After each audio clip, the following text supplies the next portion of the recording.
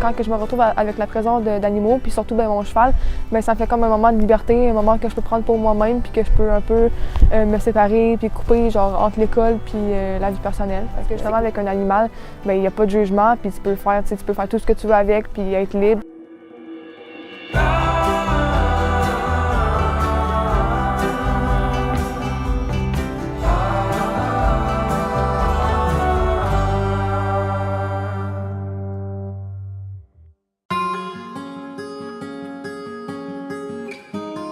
Dans le fond, les filles, aujourd'hui, ont fait le tournage de Audacieuse. C'est la 3e de la web-série La Demoiselle.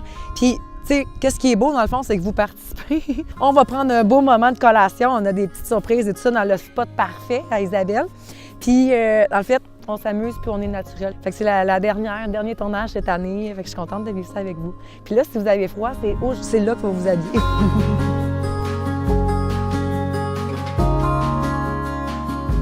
Surtout, comme ma relation avec les chevaux, ça m'apporte énormément de confiance en moi, réconfort, stabilité émotionnelle. Ça me permet de juste me libérer puis juste comme penser à rien.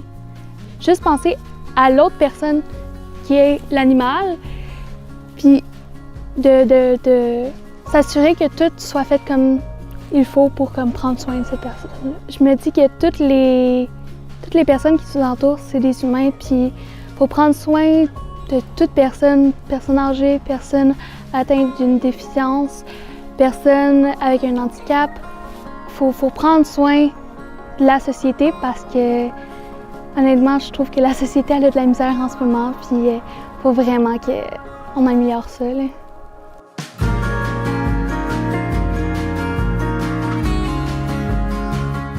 De la routine aussi, parce que souvent quand on est au secondaire, on est emprisonné dans une routine. À chaque jour, on se lève, c'est un cercle qui revient, puis pour certaines personnes, ça peut être très pesant. Je l'ai vécu cette année en secondaire 4, donc j'avais l'impression de revivre à chaque jour la même journée.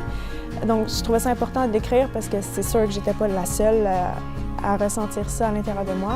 Puis ça a aussi ouvert beaucoup de sujets de discussion à la maison.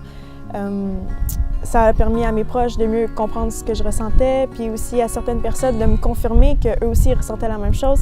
Donc je savais que j'étais pas dans le champ, que ce que j'écrivais, ça avait du sens, puis c'était très gratifiant.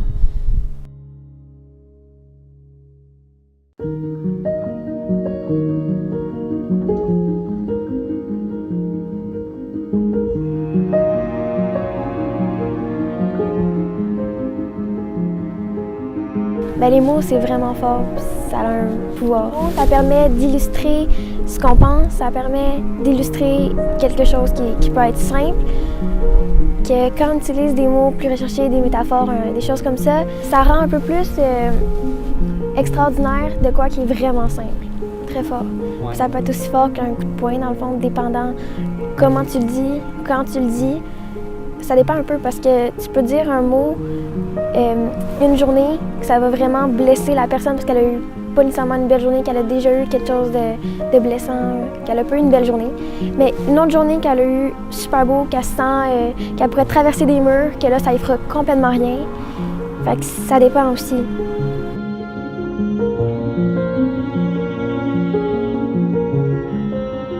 À l'école, j'ai toujours un peu l'impression que c'est un terrain glissant parce qu'on ne sait jamais qu'est-ce qui peut arriver.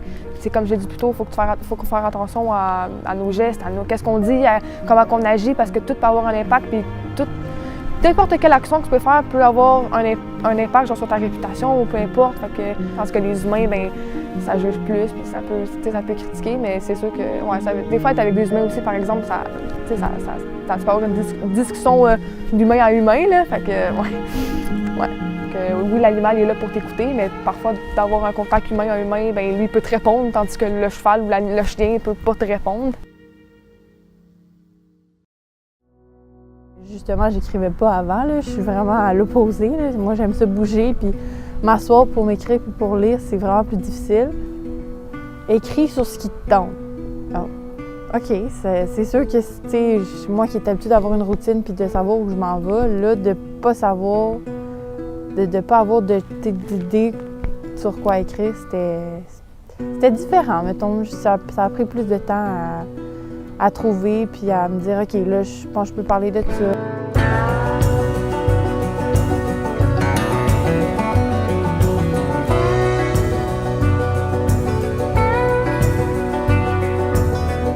On a parlé du blog en secondaire 4, puis là, mes profs ils me disaient, tu sais, peut-être que tu devrais t'y intéresser. Puis là, moi, j'avais comme peur parce que j'ai tout le temps été une fille qui avait beaucoup à dire, mais que j'avais comme un peu peur de ce que les autres allaient penser. Puis ça, c'est avec juste la pression sociale qui a augmenté au secondaire. En fait, je parlais plus comme une lettre à un garçon. Comme, de comment les hommes sont forcés à comme grandir d'une manière. Mettons, c'est comme si tu prenais genre une poupée Barbie, genre. T'es comme, OK, ben tous les gars doivent être comme ça, tu sais.